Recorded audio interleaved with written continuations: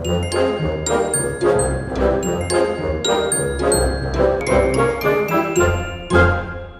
spectrum of topics, from traditional toys to new emerging technologies, reflecting upon our toy crafts in India. We shall explore both the local and global opportunities in toy design from the perspective of society, policymakers, academia, industry, culture, and role of designers, and the impact of toys. Though we deal with the regulatory issues of toy industry in our ministry regarding allowing how much imports to be allowed, how to be allowed and all, I didn't realize toy is such a major sector. We all played with toys as children.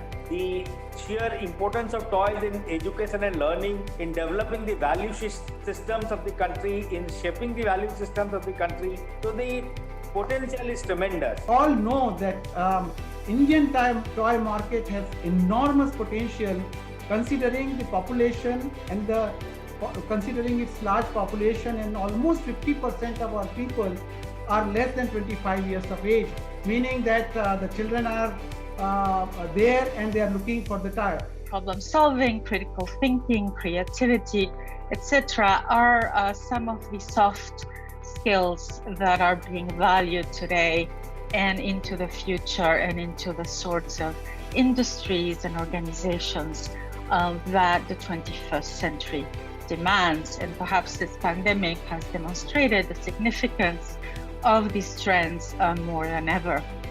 So like any other industry, toy industry also has its own challenges. Right now, the big challenge we are facing is from imports. The cheap Chinese plastic toys have flooded our market. From village mela to online shopping platforms, you find them everywhere. We have been particularly involved with the rapid global economy. With the rapid development of the Chinese designer economy. China now is the home of more EcoD members than any other country.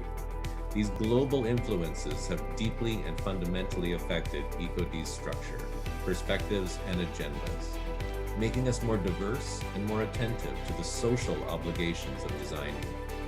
India, of course, is another awakening giant economy. We are very aware of the need for EcoD to greatly enhance our involvement with India, its vibrant designer community.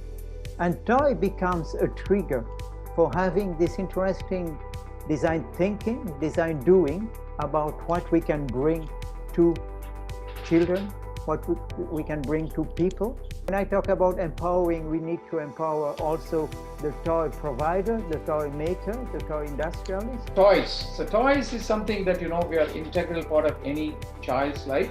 And for some adults also, like Hemant mentioned, he still wants to play, Lego and, we play Nintendo or other stuff.